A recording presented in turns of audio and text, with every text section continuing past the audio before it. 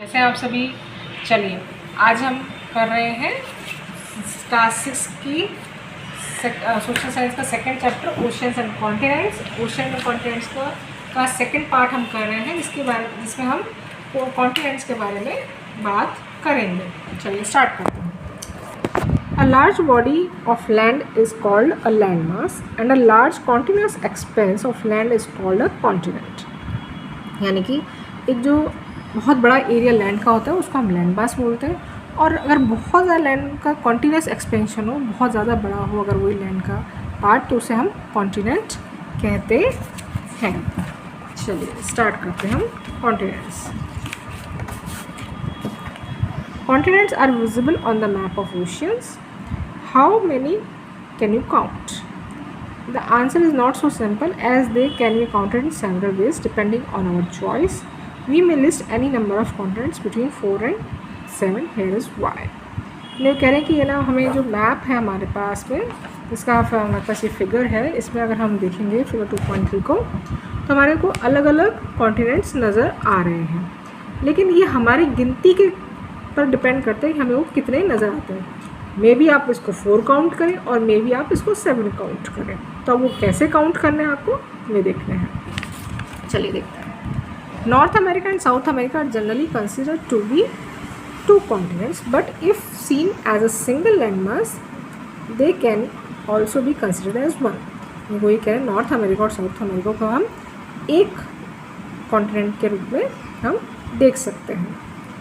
Europe and Asia are generally considered as 2 continents, although the map makes it clear that from a single landmass। Europe और Asia 2 अलग अलग continents माने जाते हैं, लेकिन वो बेसिकली अगर आप क्लियर देखें तो एक सिंगल लैंडमास ही है।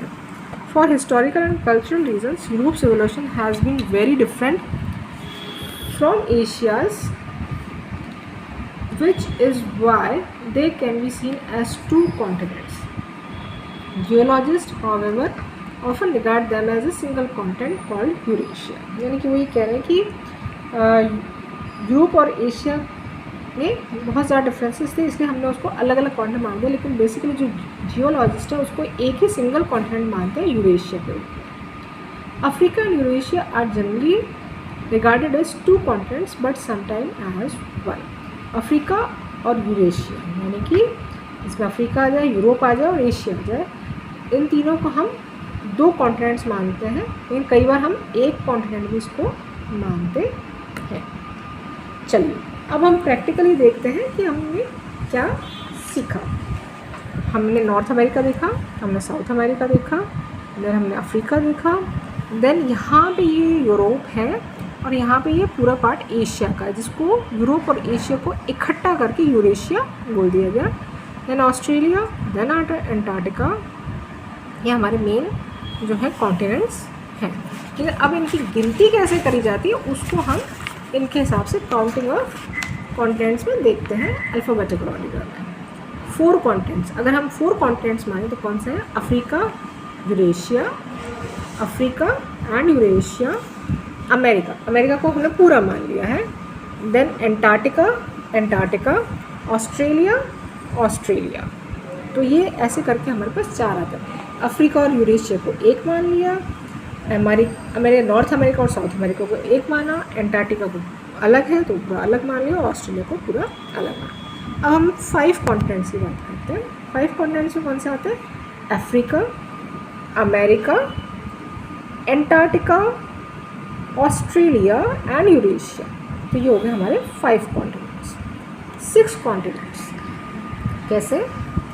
अफ्रीका, यहाँ पे अफ्रीका आ गया, देन अंटार्कटिका आ गया, देन ऑस्ट्रेलिया आ गया, देन यूरेशिया आ गया, नॉर्थ अमेरिका आया, साउथ अमेरिका आया। तो ऐसे करके 6 कॉन्टिनेंट्स हो जाते हैं। और अगर हम 7 कॉन्टिनेंट्स देखें तो सबसे पहले आता है अफ्रीका, यहाँ पे Africa, then Antarctica, then Asia, यहाँ पर ये वाला जो पोर्शन है ये एशिया, इसमें आ रहा है इंडिया भी आ रहा है, एशिया, फिर ऑस्ट्रेलिया, देन यहाँ ये वाला जो पोर्शन है ये यूरोप का पोर्शन है, ये Europe, and then North America and South America. तो ऐसे टोटल मिला के ये 7 कॉन्टिनेंट्स हम मान लेते हैं। In practice, the last list of 7 continents is one of the most widely adopted and used. लेकिन ये कह रहे हैं कि जनरली इन प्रैक्टिस में हम 7 कॉन्टिनेंट्स को मानते हैं और ये वाइडली अडॉप्टेड है, सभी इसको सबने जनरली सभी देशों ने इसको अडॉप्ट कर रखा है. Islands. If you have carefully observed the two maps earlier in this chapter, figure 2.2 and 2.3, you have may noticed that the continents do not include all landmass. Some smaller pieces of land are left out, surrounded by water on all sides. They are called islands.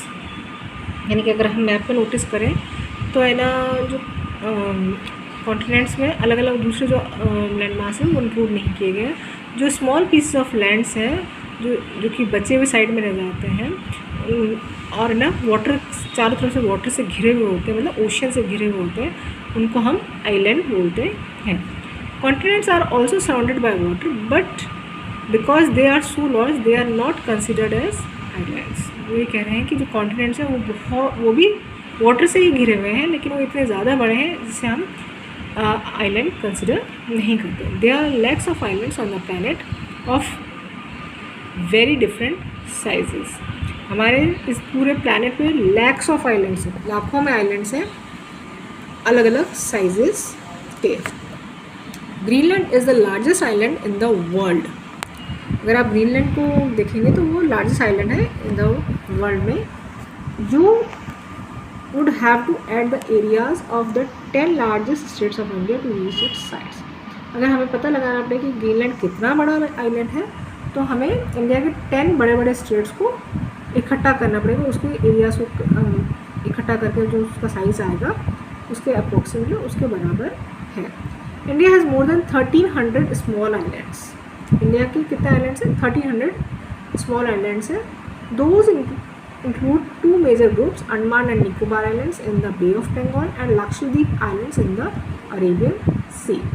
Total islands जो हैं वो हम Andaman Nicobar islands में है जो कि बे of Bengal में पड़ते हैं, और कुछ लक्षद्वीप आइलैंड्स में अरेबियन सी के अंदर जो है वो हम मानते हैं.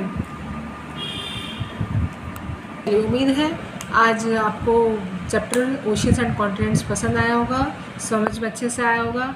So please like, share and subscribe my channel Study with Meena with your friends and relatives. So please be healthy and happy. Thank you.